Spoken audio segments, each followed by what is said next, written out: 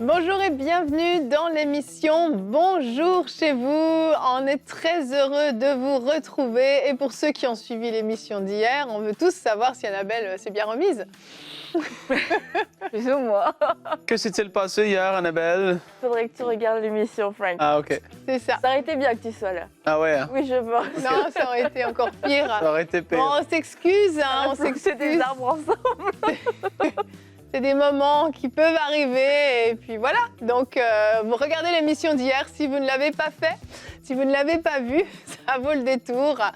Et sachez que Nadine va très très bien et c'était de bonnes applications quand même qui sont utiles maintenant qu'Annabelle a compris comment ça fonctionnait parce que hors émission lui a expliqué. Merci. Et donc finalement l'application était excellente. Bon, ben en tout cas, nous aujourd'hui, on veut vous parler de l'amour du Père. Recevez la révélation de l'amour du Père, c'est notre thème du jour. Et comme chaque vendredi, nous avons une rubrique C'est mon histoire. J'ai reçu Carole, une sœur qui nous a raconté comment elle a connu le Seigneur alors, dans une période plutôt assez sombre de sa vie. Vous découvrirez son histoire en fin d'émission. Mais pour l'instant, on va commencer avec la pensée du jour.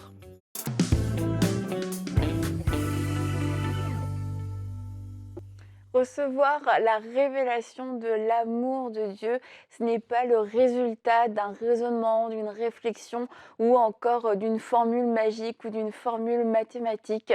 Il y a un effort de foi à faire, de croire que Dieu nous aime. Et pour croire ça, il y a différents mensonges qui peuvent être en nous, qui nous empêchent de recevoir, qui nous empêchent de croire parce qu'on a tout le temps l'impression qu'on doit mériter l'amour, qu'on a dû être gentil, qu'on doit être bon, qu'on doit avoir fait des bonnes choses pour que Dieu nous aime. Et j'aimerais vous lire ce passage dans 1 Jean 4 au verset 9 qui va vous montrer que Dieu vous aime et que Dieu vous a aimé avant même que vous soyez de toute façon sauvés, quand vous étiez encore des pécheurs, que vous ne le connaissiez pas, que vous étiez en train de faire votre vie, quelquefois en train de commettre toutes sortes de péchés, et pourtant Dieu vous aimait déjà. 1 Jean 4, 9. Voici comment l'amour de Dieu s'est manifesté envers nous. Dieu a envoyé son Fils unique dans le monde afin que par lui nous ayons la vie. Et cet amour consiste non pas dans le fait que nous avons aimé Dieu, mais dans le fait que lui nous a aimés et a envoyé son Fils comme victime expiatoire pour nos péchés. Et au verset 19, quant à nous, nous l'aimons parce qu'il nous a aimés le premier. Et on voit à travers ces simples phrases que Dieu nous a aimés, que Dieu nous a aimés le premier. On n'a rien fait pour mériter cet amour, on n'a rien fait pour gagner cet amour. Et quelquefois, on a plusieurs années de vie chrétienne et on lutte avec cette idée. Est-ce que Dieu m'aime vraiment? Est-ce que Dieu a un amour inconditionnel envers moi? Est-ce que Dieu n'est pas quand même un peu déçu, etc. Non, Dieu vous a aimé avant même que vous puissiez vous-même l'aimer. Il vous aimait déjà. Et aujourd'hui, je prie que toutes les barrières, tous les mensonges, toutes les forteresses qui se sont élevées dans votre âme pour vous empêcher de voir, vous empêcher de recevoir, vous empêcher de ressentir l'amour que Dieu a pour vous, puissent tomber dans le nom de Jésus-Christ et que vous puissiez recevoir comme des enfants sans crainte, sans une grande réflexion, sans toutes sortes de questions. Mais pourquoi Dieu m'aime? Pourquoi Dieu m'aimerait? Que simplement vous puissiez croire ce que dit la parole. Dieu m'a aimé. Dieu m'a aimé le premier. Dieu a démontré son amour pour moi et aujourd'hui par la foi, je reçois cet amour. Je reçois cette révélation de l'amour de Dieu pour moi et je vais le vivre à partir de ce jour. Amen, merci Annabelle. Et on parle de révélation parce que c'est clairement une révélation dont on a besoin. Donc c'est quelque chose qui nous est révélé, quelque chose qui vient presque s'imposer à nous à condition qu'on le veuille, à condition qu'on soit prêt à le recevoir. Et en fait, c'est un amour qui nous dépasse parce que c'est pas un amour qu'on peut ressentir de manière humaine. On a connu l'amour de nos parents, pour certains, d'autres même pas, mais on a connu généralement l'amour sinon de notre mari, de notre épouse. On a connu un amour humain, mais il s'agit d'un amour divin. Un amour qui dépasse l'entendement, qui surpasse tout ce qu'on peut connaître et qui, lorsqu'il nous touche, lorsqu'on reçoit cette révélation, a une capacité même de restauration, de guérison. C'est un amour qui vient produire quelque chose à l'intérieur de nous. Et l'amour le plus pur, le plus sincère que vous puissiez découvrir. Et oui, notre prière, c'est vraiment que vous puissiez expérimenter et recevoir cet amour qui a été démontré par Dieu. Comme tu l'as dit, c'est un amour qui a été prouvé en fait en envoyant Jésus à la croix, mais de multiples manières encore. Quand on lit la parole de Dieu, on voit comment Dieu a démontré son amour. On prend juste le peuple d'Israël. Combien de fois le peuple d'Israël s'éloigne, mais Dieu l'aime encore. Dieu revient le chercher, Dieu le relève, Dieu lui prouve son amour de différentes manières. Et c'est ce que fait Dieu avec nous. C'est un amour inconditionnel et un amour qui est absolument parfait. Ouais, je parlais avec quelqu'un récemment et cette personne m'a dit à quel point que l'image qu'elle s'est fait projeter de Dieu était une image de quelqu'un de tellement sévère et de dur, en fait, que c'est répulsif. Ouais. Et beaucoup de personnes ont cette image de Dieu, et surtout par rapport à l'Ancien Testament, comme tu disais, le peuple d'Israël, il y en a qui vont dire oui, mais Dieu faisait ça ou permettait ça. Mais en fait, il faut comprendre l'amour de Dieu, mais la justice de Dieu. Quand Dieu disait « faites ceci et vous allez voir ce qui va arriver, ça va être génial, ça va être extraordinaire, mais si vous ne m'écoutez pas, si vous ne le faites pas, regardez, par contre, faites attention, telle chose peut arriver. » Et c'est pareil dans la vie de nous vis-à-vis de nos enfants. Sois obéissant, et puis ça va être génial. Et si tu ne le fais pas, ben, il va y avoir des conséquences. Et donc, dans sa justice, Dieu devait, oui, être juste, et cette chose-là, peu importe c'était quoi, se passait. Mais Dieu est tellement bon et tellement rempli d'amour qu'il a voulu nous donner cette révélation la plus complète possible au travers de Jésus. Ouais. La Bible dit que Jésus est l'empreinte du Dieu invisible.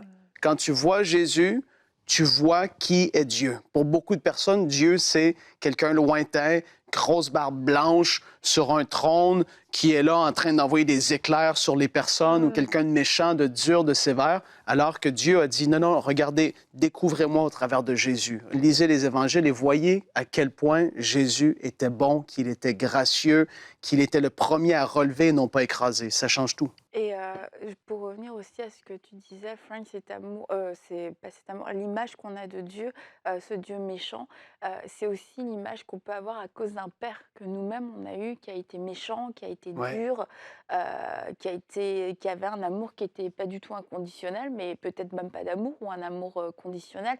Beaucoup de gens ont été élevés dans une éducation qui était marquée par les punitions, par les restrictions, par la honte, la culpabilité. Et du coup, c'est sûr que quand on découvre Dieu, puis qu'on dit bah, Dieu est un père, pour certains, c'est comme oh, papa. Et puis pour d'autres, Dieu est un père tout de suite, tu vois, ça fait peur parce que l'image du père que tu as, c'est un père qui est dur, un père qui est méchant, un père quelquefois qui a été un abuseur aussi, qui a été vraiment un bourreau. Et tu te dis, mais est-ce que c'est ce père-là que je vais avoir? Et je veux vous encourager à découvrir le vrai Dieu de la Bible, le vrai papa. Et votre papa n'était pas l'image du père comme Dieu l'a créé en fait. Dieu n'est pas ce père-là. Et on a besoin, pour beaucoup, il y a besoin de se détacher de cette image du père qui était une fausse représentation de ce qu'est la vraie paternité, de ce qu'est le vrai amour paternel selon Dieu.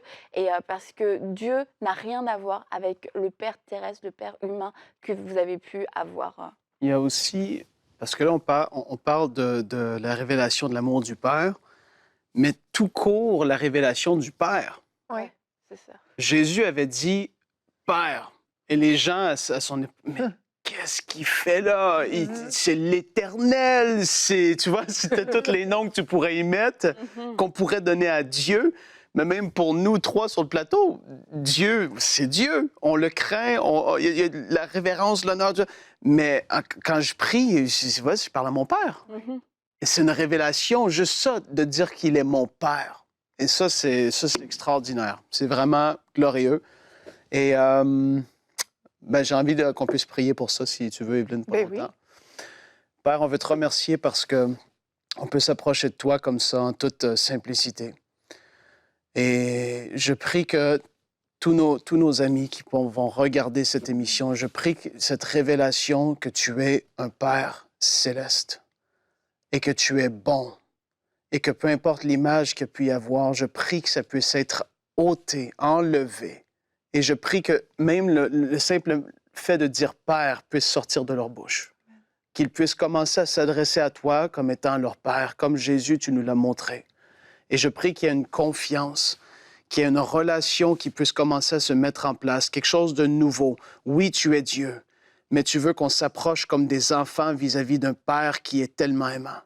Et je prie que ça puisse commencer à se passer dès aujourd'hui, qu'il y ait des façons de s'adresser à toi qui changent. Autant que c'est dans la révérence et dans l'honneur et dans l'amour, mais Père, qu'ils puissent s'approcher de toi d'une simplicité de cœur qu'ils n'ont jamais vécue auparavant, qui est vraiment une authenticité, que toutes les barrières puissent tomber. Je prie avec Annabelle et Evelyne maintenant au nom de Jésus, qu'il puisse y avoir cette révélation dans leur vie.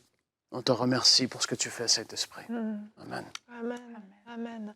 Et un père qui a des enfants, ses enfants sont sa propriété, ce qu'il a de plus précieux. Et j'aimerais vous donner un verset sur lequel vous pouvez vous appuyer si vous avez besoin de goûter à cet amour, que vous puissiez même l'accrocher sur le mur de votre chambre, de votre salle de bain, de votre cuisine, peu importe. C'est dans Ésaïe 43 au verset 1. Souvenez-vous de ce verset. « N'aie pas peur, car je t'ai racheté. Je t'ai appelé par ton nom, tu m'appartiens. » Comme un père peut appeler son enfant, tu peux appeler ton fils Anthony, Noah, tu les appelles par leur nom. Et oui, ils t'appartiennent, même légalement, aux yeux de la loi, ces enfants t'appartiennent. Eh bien, nous appartenons à Dieu. Il nous connaît personnellement, intimement, et il nous dit de ne pas avoir peur, de ne pas craindre. Et je trouve que c'est un verset magnifique qu'on a besoin de s'approprier et de recevoir cette révélation. Ah, j'ai cru que tu voulais dire quelque chose. Oh, c'était une très belle conclusion. Ah bah, dans ces cas-là, on va écouter le témoignage de Carole. Je me suis censurée parce que j'étais sûre que tu voulais nous dire quelque chose. Ben, dans ces cas-là, oui, enchaînons avec le témoignage de Carole. Vous allez voir comment Carole a goûté à cet amour du Père et comment Dieu est venu faire un travail merveilleux dans son cœur. C'est dans la rubrique « C'est mon histoire ».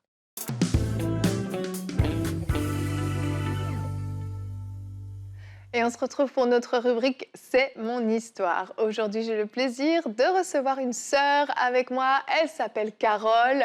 Bonjour Carole. Bonjour. Comment vas-tu? Je vais très bien, merci. Merci d'être avec nous aujourd'hui pour venir nous raconter ton témoignage. Toi, Carole, tu es née dans une famille catholique, dans un petit village un petit peu perdu dans le Québec, c'est ça? Oui. Et tu avais un papa qui malheureusement était alcoolique. Comment s'est passée un petit peu ton enfance dans une famille peut-être un peu hors norme? Oui, c'est que mon père il était alcoolique, ça fait que ma mère travaillait pour deux, ça fait que souvent j'étais laissée à moi-même, puis un sentiment d'abandon, de rejet, parce que je suis la troisième d'une famille de 4. Puis mes sœurs étaient 4 ans, 8 ans plus vieilles que moi, mon frère 4 ans plus jeune. Puis mes sœurs ne voulaient pas me faire sortir avec elles parce qu'ils étaient désobéissants. Fait qu'ils ont dit, c'est pas parce qu'on t'aimait pas. Là. Ils m'ont dit ça une fois adulte. Mais moi, dans mon cas de petite fille, je vivais beaucoup de solitude. Puis vu que mon père buvait, la plupart du temps, il dormait. Mais c'est arrivé parfois qu'il me laisse dans l'auto quelques heures pendant qu'il était à la taverne. Fait que j'ai eu des marques de sentiments d'abandon aussi, de rejet. Mais je pouvais voir que c'est parce qu'il y avait des problèmes. Tu sais, ma mère, il fallait qu'elle travaille pour deux. Fait que ma mère, elle se donnait beaucoup pour faire les choses puis travailler. Fait que... Mais quand j'étais petite, je viens du Témiscamingue à 8 heures de Montréal. Puis on avait heureusement un petit chalet pas loin de notre demeure. Puis c'était sur le bord du lac Témiscamingue. Des très beaux paysages, des couchers, des levées de soleil. Puis... Tu sais, j'avais des états d'âme parfois de ne pas avoir le goût de vivre parce que c'est très souffrant.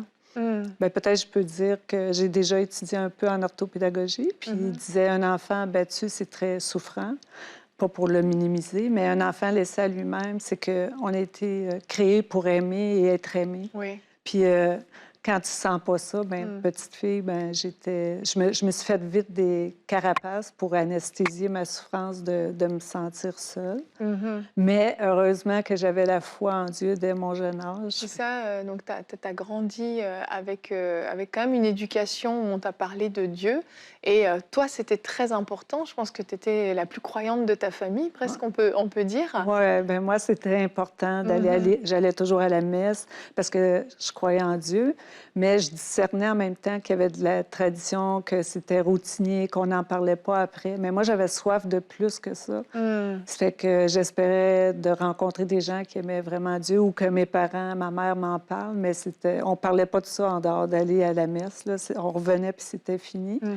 Mais, tu sais, j'allais à l'école, exemple, au primaire, puis juste derrière, on voyait le cimetière. Puis moi, j'ai souvent été au cimetière aussi, parfois, pour me dire, il y a sûrement de quoi après, pour me donner l'espoir qu'il y a sûrement de quoi de meilleur après. Mhm. Tu sais, C'était ton espérance, en ouais. fait, hein, de te dire qu'il y a une meilleure vie qui m'attend de l'autre côté. Mm. Mais toi, tu étais dans cette vie-là, quand même, Ouais. à transporter cette souffrance. Tu Mm. faisais beaucoup de sport aussi Ouais. pour te réfugier, c'est ça? Oui, j'étais beaucoup au chalet là, quand j'étais petite. Ma mère dit tu restais tellement dans l'eau, j'étais toute plissée. J'étais souvent dans le lac, puis ça me faisait vraiment.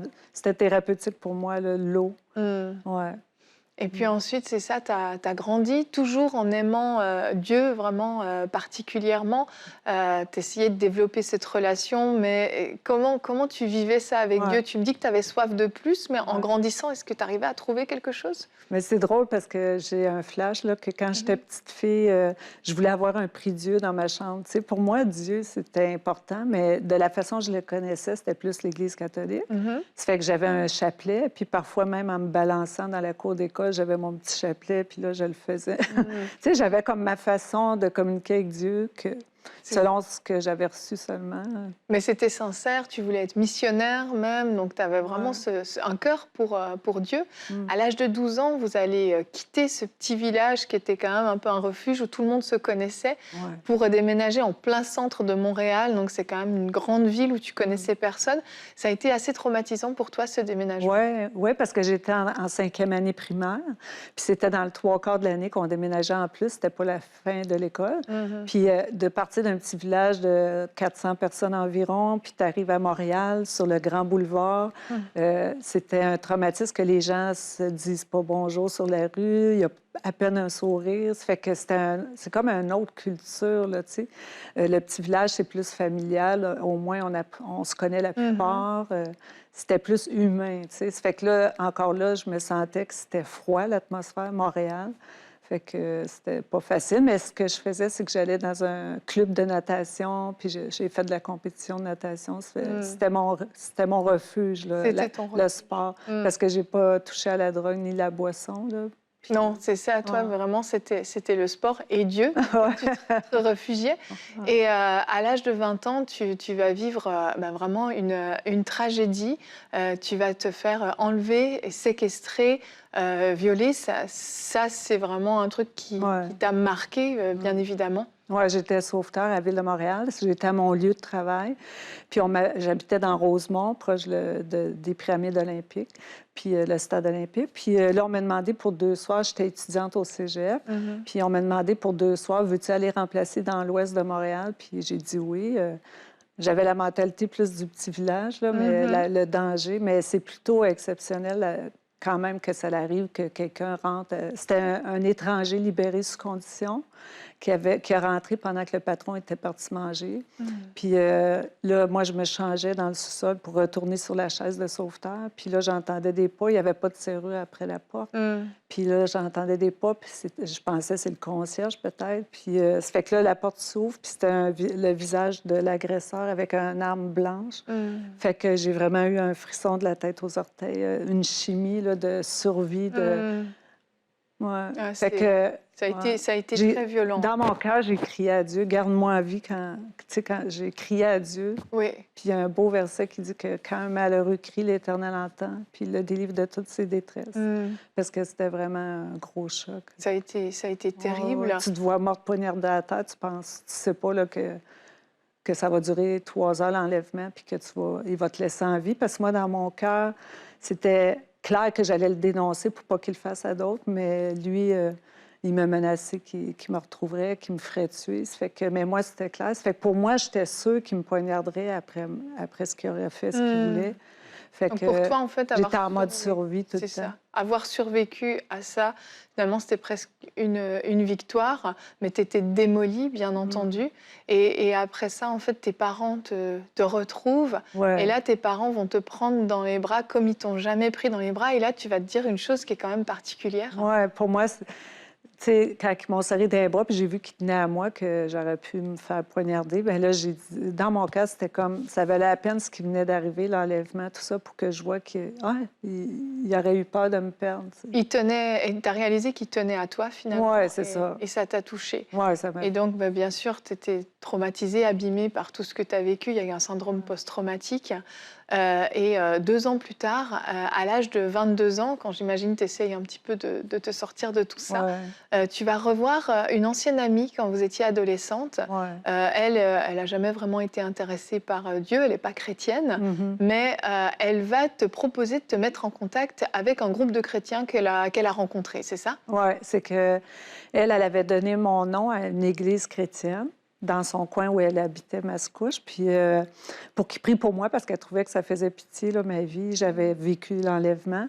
Puis après, suite à l'enlèvement, je m'étais méprisée aussi. J'avais travaillé dans un club un mois. Ça fait que elle a trouvé de prier pour elle. Fait que là, elle m'a demandé, veux-tu venir passer la fin de semaine chez moi une bonne fois? Elle m'a demandé ça. Je dis, ben oui. Puis là, le samedi soir, elle dit, demain, qu'est-ce que tu en penses qu'on aille à la messe? Puis là, j'étais toute surprise parce qu'elle, adolescente, elle venait jamais. Puis quand on sortait le samedi soir pour aller danser, moi, j'y allais, j'allais toujours à la messe.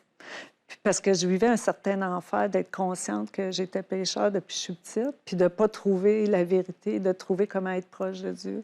Fait que là, on est allés le lendemain. Puis là, j'ai tout de suite vu, j'ai dit... par l'amour qu'il y avait les uns vers les autres, j'ai tout de suite vu que j'ai dit, oh, ils ont qu'est-ce que je cherche depuis que je suis toute petite. Je ne sais pas c'est quoi, mais ils ont. Puis après ça, après la réunion, je dis, puis chacun avait une Bible, puis je trouvais que c'était logique. Je dis, ils ont chacun une Bible, ils écoutent la personne, mais ils suivent qu'est-ce qu'il dit. Puis là, ça m'a donné goût aussi.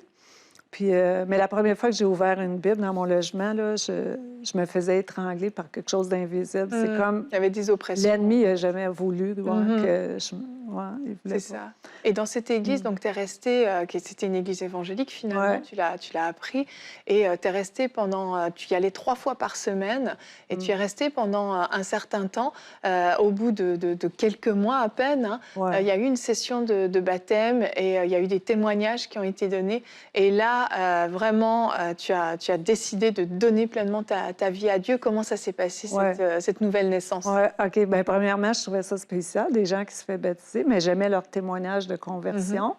Puis là, quand ils ont fait un appel après, pendant le chant tel que je suis, sans rien à moi, sinon ton sang versé pour moi.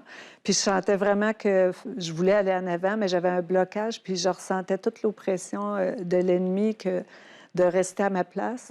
Puis il y avait un blocage. Comme un combat un peu. Ah oui, un combat spirituel, je le sentais. Puis je restais, j'avais un copain, ça fait que lui, il a été en avant, puis c'est ça qui m'a aidé à me débloquer, d'y aller finalement. Puis pour moi, c'est comme si j'allais vraiment au pied de Jésus, là, en avant, si j'allais au pied de la croix, puis c'était le plus beau jour de ma vie, là. Je pleurais comme un bébé, puis c'était le plus beau jour de ma vie. Enfin, j'avais trouvé ce que je cherchais depuis que j'étais petite. C'est une ça, proximité. 22 ans plus tard. Oui, une proximité avec le Seigneur, puis son amour. Tu sais, l'amour d'un père que je n'avais pas senti, bien là, l'amour du Père céleste qui est parfait, ça a été le début d'une restauration parce que ça prenait une restauration longue, vu que j'étais comme une survivante pendant beaucoup d'années. Ça a pris un processus. J'ai commencé par voir à l'Église qu'il y a des couples qui, ça fonctionne, ils restent longtemps ensemble. Ah, bien, ça peut être possible. Puis, mais il fallait que j'aie des déblocages beaucoup, le Seigneur, avec le temps. Il a restauré tranquillement. C'est ça, tu as pu vraiment guérir de tes blessures, tu as pu vivre tout un cheminement, tu as pu te marier aujourd'hui, ça fait 25 ans que tu es mariée. Et vraiment, on peut dire que Dieu a vraiment restauré ton cœur avec toute cette vie difficile, ce passé que tu as eu. Aujourd'hui, tu peux dire que tu es pleinement restaurée? Oui, vraiment. Puis Oui, c'est sûr que des fois, on peut avoir une vulnérabilité au Oui. stress post-traumatique, mais d'avoir trouvé le Seigneur, c'est le plus beau jour de ma vie. Puis ma raison de vivre, c'est vraiment d'être reconnaissante puis de répondre à son appel là, pour le faire connaître à d'autres, que d'autres se tournent vers lui. Oui, Alléluia. vraiment, vraiment. Il a changé ta vie. Ah oui, vraiment. Merci beaucoup, Carole, d'être venue partager ton histoire, ton témoignage. Ça demande beaucoup de courage de partager Ah. tout ça. Et on rend vraiment grâce à Dieu pour ce qu'il a fait pour toi. Ouais, ça me fait vraiment plaisir, merci. Merci. Gloire à Dieu vraiment pour la vie de Carole et puis la vie de tellement d'autres personnes qui sont venues dans la rubrique C'est mon histoire, qui ont raconté comment ils ont goûté à cet amour. Et vraiment, on prie, comme l'a fait Frank tout à l'heure, que vous puissiez goûter à cet amour vraiment profondément, sincèrement, que ça s'enracine en vous et qu'il n'y ait plus jamais le moindre doute que vous êtes aimé de Dieu. Et quand bien même vous avez été rejeté peut-être par vos parents, vos oncles, vos tantes, vos grands-parents, peu importe tous ceux qui vous ont rejeté, que vous puissiez vraiment avoir toujours cette assurance, cette certitude que vous êtes aimé de Dieu, le créateur de l'univers, celui qui n'a ni commencement ni fin, celui qui est le maître de toutes choses, vous aime, vous personnellement, connaît votre nom et la Bible dit même qu'il connaît le nombre de cheveux qu'il y a sur votre tête. Il a pris le temps de compter les cheveux sur votre tête parce qu'il vous aime tendrement et profondément. Amen. Et il a pris la décision de sacrifier son Fils unique pour vous donner la vie éternelle, pour que vous puissiez passer l'éternité avec ce Père d'amour. Et je crois que si ça ne vous suffit pas comme argument, il n'y a rien de plus grand que ce sacrifice ultime que Dieu a fait pour vous. Alors recevez l'amour du Père, recevez cette révélation, que vos yeux s'ouvrent et que vous puissiez être visités par cet amour surnaturel. On vous remercie d'avoir été avec nous. On a passé une semaine plutôt mouvementée et dynamique sur ce plateau avec donc cette arrivée dans le centre MCI. On continue à faire des ajustements, on s'installe petit à petit, il y a encore beaucoup à faire. Mais encore une fois, on remercie toute la famille des partenaires pour votre soutien. Et si vous souhaitez faire partie de la famille des partenaires, vous pouvez aller sur emcitv.com/don et vous pouvez vous aussi faire partie de cette merveilleuse famille. Soyez bénis et passez un très très bon week-end.